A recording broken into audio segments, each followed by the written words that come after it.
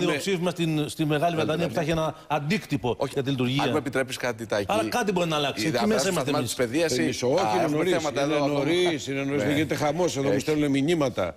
Να τον ερωτήσω για το κίνημα της Κατσαρόλας, γιατί είπατε ότι είναι σε επίπεδο αυτή η ιστορία, αγγίζει τα όρια της συνταγματικής εκτροπής αυτό το πράγμα. Τέτοιο δεν είπα, κάνετε λάθος. Πώς το είπατε? Διαβάστε το καλύτερα. Για πέστε το εσείς.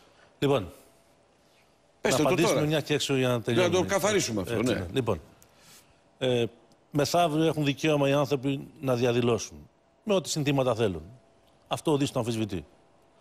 Και είναι νομίζω μια λαθροχειρία όλα τα άλλα που λέγονται. Το είπα εξ αρχής. Βεβαίως έχουμε δικαίωμα και εμείς να κρίνουμε την πολιτική σκοπιμότητα αυτής της κινητοποίησης. Όταν λοιπόν αυτή η κινητοποίηση είτε από συμμετέχοντες, οι οποίοι μιλούν για εθνικοσοσιαλιστική κυβέρνηση που πρέπει να τη ρίξουμε, είτε άλλοι που λένε να ανοίξει ξανά η Γιάρος για να πάμε τους αριστερούς για να ξεβρωμίσει η χώρα. Αυτά είναι στο διαδίκτυο, στην ιστοσελίδα που αφορά την κινητοποίηση. Είτε, όπως είπε ο κ. Φορτσάκης, ο βουλευτής επικρατείας της Νέας Δημοκρατίας, ότι πολλοί από τους συμμετέχοντες έχουν συναισθήματα ή πολιτικές απόψεις εκτός συντάγματος. Δεν το είπα εγώ αυτό. Αυτές οι απόψεις όμως, κύριε φίλοι, καθορίζουν και αυτή την κίνηση. Δηλαδή υπάρχουν κάποιες απόψεις που δηλαδή παντού υπάρχουν αυτά. Δεν πιστεύω ότι αυτό είναι ένα στοιχείο το οποίο είναι, θα έλεγα, το μοναδικό. Εκεί υπάρχουν, επειδή είναι ανώνυμοι, υποτίθεται οι διοργανωτές. Έτσι γίνεται σε τέτοιες ναι, αλλά δεν είναι ανώνυμοι, είναι η Νέα Δημοκρατία. Προσέξτε. Αυτό απεδείχθη πια. Αυτό, αν θέλετε, είναι ένα αποτέλεσμα της δικής μου παρέμβασης. Είναι η Νέα Δημοκρατία. Άλλα στελέχη μέσα που ήταν και στο Πασόκ, στο Ποτάμι. Είναι επισήμως η Νέα Δημοκρατία. Έχει αντιδράσει αυτή η απόφαση της πια που ελήφθη. Έχει αντιδράσει. Αντέδρασε μετά τη δήλωση τη δική σας. Αλλά η Νέα Δημοκρατία με τη δήλωσή μου βγήκε και λέει δικιά μου είναι η κινητοποίηση. Αυτό είναι. Δεν το καταλάβαμε όλοι. Να παραιτηθεί ο Φίλης, διότι κλπ. Αυτά είπε.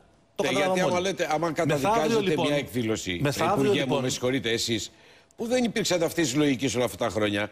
Εγώ έχω φωτογραφίες όταν υπήρξατε νέος, όπου είστε στους δρόμους με την Τουντούκα και διαδηλώνετε. Βεβαίως. Για τις δικές σας απόψεις. Βεβαίως. Γιατί αυτές νομίζω ότι ήταν δίκαιες. Ναι, βεβαίως. Ο άλλος έχει άλλη άποψη. Δεν έχει δικαίωμα να διαδηλώσει. Δηλαδή.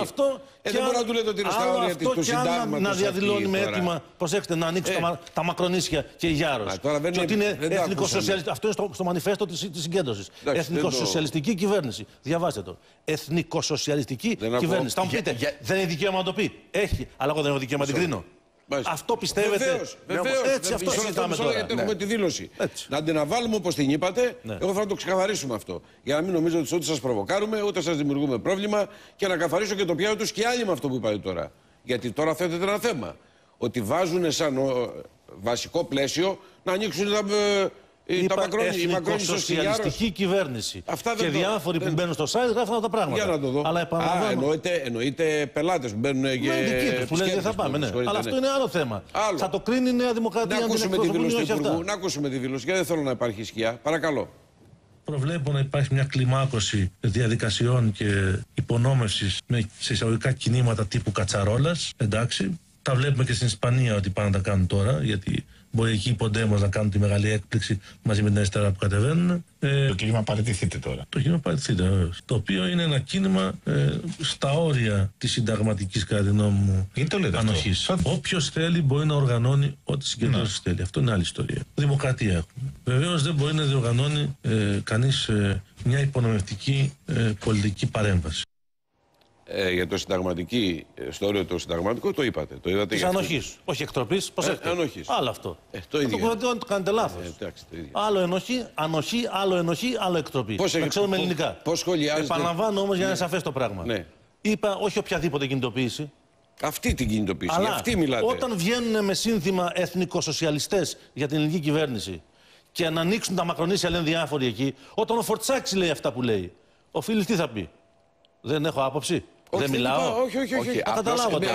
Πρέπει η Νέα Δημοκρατία να καθορίσει τη στάση της. Δεν σας ελέγχουμε. Σύρεται από τον κύριο Γεωργιάδη και τους ακραίους ο κύριος Μητσοτάκης. Αυτό κάνει σήμερα. Αυτή είναι δεύτερον. Όταν όλες τις δημοσκοπήσεις, όπως η τελευταία του Βήματος, λέει ότι μόνο ένας στους τρεις ζητάει σήμερα εκλογές. Τι νόημα έχει ο κύριος Μητσοτάκης να σύρεται σε μια κινητοποίηση με κεντρικό θέμα το παραιτηθείτε? Καταλαβαίνετε ότι αυτό. Αυτό είναι το πολιτικό. Πολιτικά μιλάω. Αυτό είναι η πολιτική κριτική σε αυτή την κίνηση. Μιλάω. Από εκεί πέρα όμως, επειδή βάλατε και το στοιχείο αυτό της ανοχής, της συνταγματικής, των ακροδεξιών. Πολιτικά μιλάω πάντα. Κάποιοι λένε, ο κύριος Φίλης, γιατί δεν έλεγε τα ίδια και με τους αγανακτισμένους. Γιατί δεν είναι το ίδιο πράγμα. Γιατί δεν είναι το ίδιο πράγμα. Θα σας απαντήσω αμέσως. Γιατί τότε και οι Γερμανοτσολιάδες λέγανε να φύγει η κυβέρνηση των συλλόγων. Βάζανε κρεμάλες στο Σύνταγμα, τζόνανε τη Βουλή. Τα χαρακτηριστικά γιατί είναι διαφορετικά. Δεν είναι καμία σχέση. Αυτά βλέπατε εσείς. Το κίνημα των αγανακτισμένων. Το κίνημα των αγανακτισμένων ήταν ένα πανευρωπαϊκό κίνημα κατά της λιτότητας και υπέρ της δημοκρατίας. Σε όλη την Νότια Ευρώπη και λίγο παραπάνω. Συγκλώνησε την Ευρώπη. Και είχε πολιτικά αποκρισταλώματα αυτή η προσπάθεια. Δεν ήταν μια κομματική κομματικά υποκινούμενη κινητοποίηση. Ήταν ένα λαϊκό κίνημα. Πήρε χαρακτηριστικά τέτοια στην Ελλάδα όμως. Υπήρχαν πολλές απόψεις. Πολλές απόψεις, ναι. Αυτό όπως και τώρα όμως, που παίρνετε κάποιες απόψεις και λέτε ότι είναι αυτό. Λέω λοιπόν τώρα, εδώ πρόκειται για ένα νέο κίνημα σε εισαγωγικά αγανακτισμένων από τα δεξιά. Αυτό γίνεται σήμερα, αυτό καταλαβαίνετε σήμερα εσείς. Το καταλάβατε. Άρα λοιπόν, για να ξέρουμε τις αναλογίες, δεν είναι ανάγκη να κάνουμε τέτοιους συμψηφισμούς. Άλλο ένα κίνημα σε όλη την Ευρώπη και στην Ελλάδα, που κατέληξε στην Ελλάδα στο θέμα της δημοκρατικής αλλαγής στη χώρα μας που υπήρξε. Σε 2 εκλογές και σε ένα δημοψήφισμα. Που θα καταλήξει μεθαύριο στην Ισπανία και εκεί σε ένα αίτημα δημοκρατικής αλλαγής. Και αλλού. Εντάξει, άλλο είναι αυτό είναι και άλλο άλλο μια κομματικά υποκινούμενη υπό τον ήχο Κατσαρόλας ή Γραβάτας κινητοποίηση. Άλλο τον άλλο τ' άλλο. Δηλαδή απαγορεύεται αυτό. Να γίνει, λέω. Να μην κρίνουμε. Άφωνοι θα μείνουμε. Δεν λέω άφωνοι. Τι μου λέτε τότε λοιπόν. Αλλά να κρίνει το πλαίσιο στο οποίο κινείται. Το πλαίσιο και τη σκοπιμότητα. Είμαι σαφής. Και το πλαίσιο ποιο είναι δηλαδή. Αυτό είναι η δημοκρατία. Να γίνονται κινητοποιήσεις και να υπάρχει και αντίλογος. Να κρίνουμε τις κινητοποιήσεις. Συμφωνώ. Και τις δικές μας και των άλλων. Βεβαίως. Αλλά λοιπόν, μου είπατε προηγουμένως. Πάμε λοιπόν τώρα στην ουσία. Τα ακούσαμε όλα αυτά. Δεν είπα να μην γίνει κινητοποίηση. Είπα να γίνει. Να γίνει. Προς Θεού. Και ποιος είναι εγώ. Είναι σαφές. Αλλά μου λέτε ότι στην προηγούμενη. Λέω λοιπόν ακούστε κάτι τώρα. Τι σας ενοχλεί στο πολιτικό πλαίσιο. Επειδή κρίνω την κυβέρνησή σας. Όχι, όχι. Απήντησα σας απήντησα. Είναι και εκτός λαϊκής αυτή τη στιγμή διάθεσης.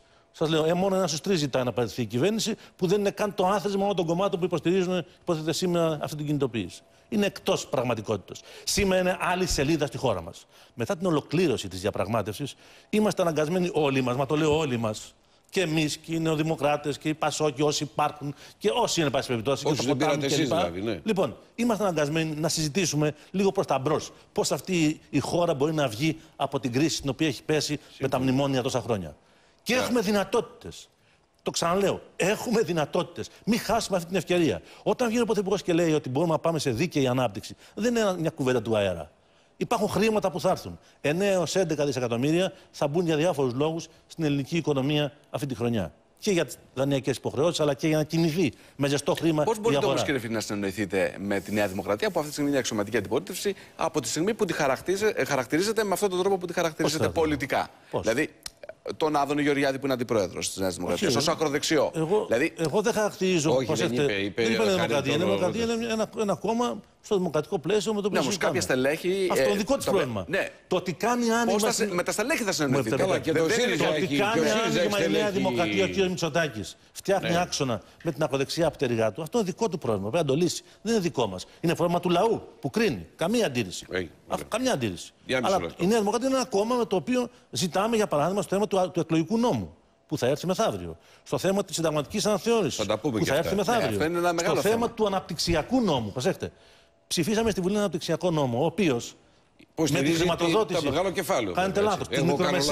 Τους μικρομεσαίους υποστηρίζει. Κάνετε λάθος. Δεν θα το δει ο κόσμος. Μα αυτή θα το δει 20 εκατομμύρια, λέτε επένδυση, θα έχει σταθερότητα. Όχι, με συγχωρείτε. Δεν θα λέτε όπως θα θέλετε. 20 εκατομμύρια λέτε επένδυση, θα έχει αυτός μία σταθερότητα φορολογική για 12 χρόνια. Ξεκινάει από το 29%. Και αν ανεβαίνει. Κύριε Χατζή, δεν θα κάνουμε τώρα συζήτηση με τέτοια θέματα. Ο απλός πολίτης που θέλει να κάνει επιχείρηση. Τι μου το κάνετε? Δεν θα κάνουμε τώρα με τα νούμερα κουβέντα. Ποια νούμερα, αυτή είναι η αλήθεια. Λοιπόν, σας λέω τώρα. Ο απλός πολίτης θα καταλάβει τους επόμενους μήνες ότι θα πάει και θα βρει χρήματα από το ΕΣΠΑ για να κάνει μια υγιή επιχειρηματική δραστηριότητα. Όμως, κύριε Φίλη, ξέρετε τι λένε πολλοί. Σε 2 τομείς κατά προτεραιότητα. Στον τομέα της πληροφορικής και των νέων τεχνολογιών και στον τομέα των αγροτοβιομηχανικών παραγωγών. Θα μου απαντήσετε στο ερώτημα. Λέει λοιπόν ο νόμος. Τον άκουσα και σήμερα τον Γενικό Γραμματέα να μιλάει γι' αυτό, του Υπουργείου, ο οποίος είναι ένας άνθρωπος έμπειρος και ξέρει το θέμα.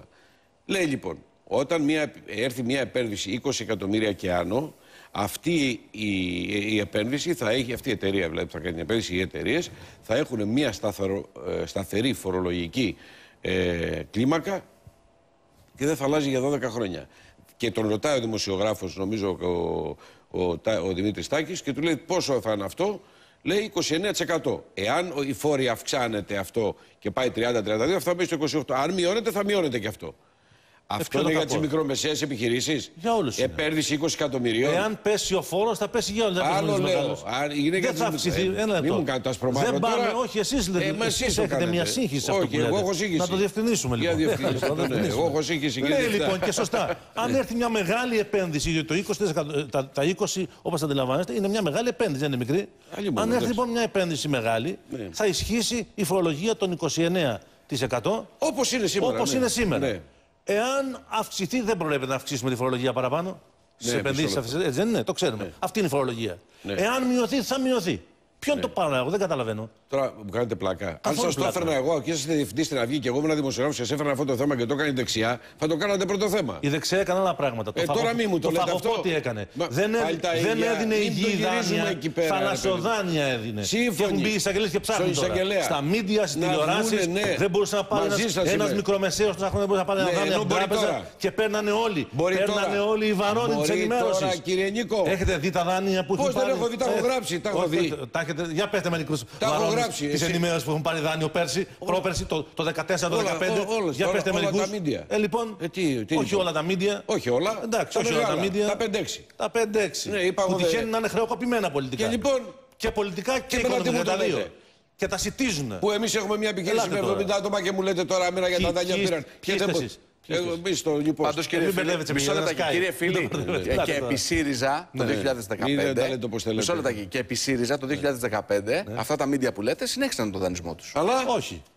Βγήκαν τα στοιχεία. Βγήκαν τα στοιχεία του 2015. Επαναλαμβάνω για να είμαστε σαφείς. Όσο μπορούσαμε, αυτό είναι πια η τραπεζική λειτουργία. Οι τράπεζες έχουν άλλη λειτουργία. Ενώ παλιότερα ήταν το σύμπλεγμα. Όσο μπορούσαμε, βάλαμε κάποιους κανόνες. Δεν λέω ότι μπορέσαμε μέχρι τέλους, είναι σαφές. Αλλά όμως παλιότερα υπήρχε ένα σύμπλεγμα του λαοκόντος. Ήταν οι τράπεζες, τα μίντια και οι διάφοροι κατασκευαστές και εργολάβοι. Ακόμα δεν έχει αλλάξει κάτι σε αυτό όμως. Σε σημαντικό βαθμό έχει αλλάξει, εξού και γίνεται έρευνα αυτή τη στιγμή. Λοιπόν, θα το δούμε στο αποτέλεσμα. Να καταλάβω κάτι. Η ερώτηση που μου έκανε ο κύριος Χατζής νωρίτερα. Τι υπονοεί, πρέπει να είμαστε εναντίον των μεγάλων επενδύσεων στη χώρα μας. Είπα αυτό εγώ. Όχι, είπα ότι αυτό το κάνετε για το μεγάλο κεφάλαιο και αγνοείτε τις μικρομεσαίες επιχειρήσεις. Θα μας κρίνουν οι πολίτες. Μα τι να σας κρίνουν. Αφού το βλέπουνε, κύριε Προτεραιότητα είναι και μόλις το φθινόπωρο αρχίζει αυτή η διαδικασία και τον ΕΣΠΑ θα φανεί. Πάντως κύριε φίλε, η κυβέρνηση δέχεται κριτική και από τα αριστερά σε σχέση με αυτό το αφήγημα της αναπτυξιολογίας. Ο κύριος Κυρίτσης έγραψε ένα άρθρο ο οποίος λέει ότι αυτό το αφήγημα της ανάπτυξης που είναι ουσιαστικά ο πυρήνας των νεοφιλελεύθερων, τον έχει υιοθετήσει, το έχει υιοθετήσει η κυβέρνηση. Το κατάπιε ολόκληρο. Και προσπαθεί να πείσει. Έχει γράψει κάτι άλλο, το ξεχνάτε, δηλαδή παρακάτω παράγραφο. Η δική μας ανάπτυξη είναι ανάπτυξη με δημοκρατία και κοινωνική αλληλεγγύη. Ασκεί κριτική σε αυτό και θα το συνδέσω και με την αναθεώρηση του συντάγματος. Γιατί ο κ. Κυρίτσης λέει ότι σε αυτό το χρονικό διάστημα που εσείς προσπαθείτε να κάνετε τη συνταγματική αναθεώρηση, μπορεί να σας πιέσουν να ενσωματώσετε στο Σύνταγμα νεοφιλελεύθερες απόψεις. Μην απαντήσετε αυτό τώρα. Το κίνδυνο μην το ανοίξουμε. Θα απαντήσω αμέσως μετά. Μισό λεπτό μετά.